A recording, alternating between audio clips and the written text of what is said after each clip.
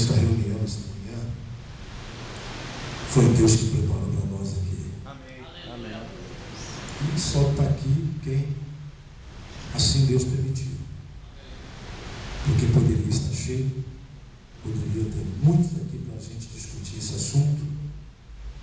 Primeiramente, eu agradeço a Deus por hoje fazer parte desse corpo do Conselho de Pastores. É uma briga muito grande, viu, bispo? Às vezes ele sabe, a gente briga um pouquinho pelo computador, porque a gente não tem muito acesso direto, mas em São Paulo aqui a gente tem esse acesso. Mas vou falar algo para vocês. Deus está trabalhando. Aleluia! E às vezes, quando nós viemos para esse conselho de pastores, eu já ouvi falar aqui. O pastor falou aqui muito bonito. Eu não faço parte de uma convenção, mas sou chamado de Deus, estou trabalhando. Eu vim de uma igreja grande também, como ele, como o pastor que se antecedeu. Fiquei, desde quando nasci, até há uns meses atrás, dentro da mesma igreja. Estou com 48 anos de idade, então fiquei um bom tempo dentro da Assembleia de Deus. Dirigi mais ou menos umas 45 congregações. Então a gente teve um pouco de experiência. É lógico que alguns são um pouco privilegiados, pastor Wagner, é isso? Pastor Wagner. Pelo tempo, a gente nasci e apresentado naquela igreja. Então a gente se acostumamos naquele lugar. E aí, como o pastor antecedeu, falou o seguinte: muitos hoje querem bombardear a igreja, irmão. E nós não estamos aqui para brigar, estamos aqui para unir. Amém. E quando nós abrimos, quando abriu esse leque na minha vida de eu estar junto, fazendo parte desse conselho, houve uma guerra muito grande, porque eu sou da CGADB, sou ligado à CGADB, e o povo lá fora, irmão, não quer nem saber. Só que os pastores da CGADB, a maioria deles são diretores em alguns outros conselhos. E alguns levantaram contra nós, por que fazer parte de um conselho pequeno? E eu falei assim para um deles: tudo é um chamado de Deus. E no tempo de Deus, irmãos, tudo dá certo. Amém. Eu aprendi uma coisa com o pastor, que hoje já dorme no Senhor, pastor Antônio Copiano, que era meu pastor presidente. E ele falava assim: até na contramão, quando você está na direção de Deus, dá certo. Até você andando na contramão, dá tudo certo. E algumas vezes eu aprendi. Ele foi me dar posse numa igreja em Ubá, ali em Minas Gerais, na divisa com o Rio de Janeiro. Quando ele chegou lá, irmãos, ele morreu, ele faleceu no treino da cidade. E nós não entendemos naquele tempo por quê. Mas eu falei: Deus, por que aconteceu isso? E eu fui privilegiado na época. E quando ele foi fazer tal coisa, isso aconteceu. E houve muita questão. Muitas pessoas perguntaram. Mas ele tinha um filho. E o filho dele tinha uma promessa. E na promessa do filho, ele ainda é presbítero da igreja, Deus então disse a ele que ele seria presidente de uma igreja de Assembleia de Deus. E o Senhor precisou fazer o quê? Tirar um para trazer outro. Tem algumas coisas que acontecem na nossa vida que a gente não entende. E nós ouvimos aqui nesta manhã que Deus tem derrubado os maiores para colocar em cima os pequenos. E quando Deus me abriu essa porta para nós estarmos juntos, eu preguei essa guerra, bispo, para pleitear junto com o Senhor. No Rio de Janeiro, nós estamos em Teresópolis, abrimos ali o nosso conselho em Teresópolis. Estamos trabalhando ali como pastor e houve uma guerra, tanto que esses dias atrás mandaram um convite para mim se filiar ao conselho de pastores da cidade de Teresópolis. Nós incomodamos aquele povo. Por quê? Quando eu cheguei lá, eu fui para a rádio. E na rádio a gente começou a fazer um trabalho de 2 meses antes de fazer a reunião do café de pastores ali. Nós começamos a trabalhar e falar sobre o assunto, trazendo o que era o conselho, a unidade que nós estamos trazendo às igrejas, ao povo, e muitos se interessaram. Estiveram conosco na reunião, participaram, até mesmo alguns que vieram até mesmo assuntar, mas estiveram lá.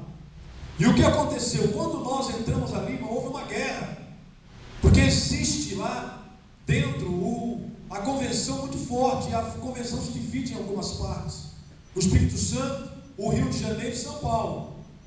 E quando nós pequeninos entramos na cidade, nós entramos lá, o povo lá ficou assim pensando: bom, é mais um que vai chegar e não vai dar em nada.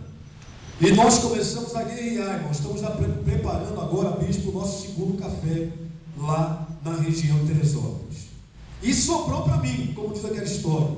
Deus, além de me levar para lá para colocar o conselho de pastores da cidade, nós abrimos uma igreja nossa, né? Estamos inaugurando agora, dia 27 desse mês, na cidade de Teresópolis.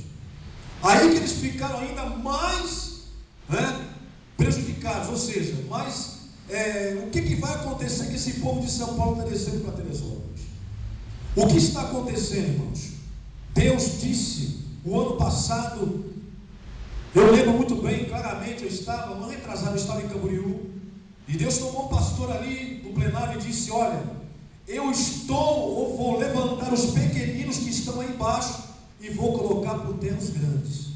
Se você abrir lá na internet os pregadores de Camboriú deste ano, vocês vão ver lá pregadores que nunca pregaram em Camboriú, que nunca estiveram lá, mas o Senhor Deus disse: está cumprindo com a sua palavra. Se Deus prometeu para você que você do pequeno tu vai fazendo muito, não interessa o tamanho da tua igreja, o que interessa é o que Deus colocou na tua mão para você fazer.